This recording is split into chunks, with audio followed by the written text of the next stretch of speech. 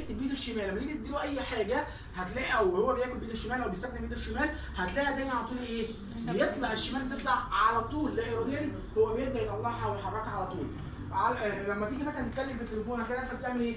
بترفع بايدك اليمين على طول، دي تسمع منها اكتر. بحس ان لو سمعت ان على الشمال بحس ان انا متضايق مش مستريح. تيجي مثلا تيجي تشوط كوره فتلاقي نفسك على طول رايح لليمين، ليه يا عم تشوط بالشمال؟ لا هي اليمين على طول ايه؟ اللي شغاله بتاعتي، لان عندي حاجه اسمها سياده مخيه.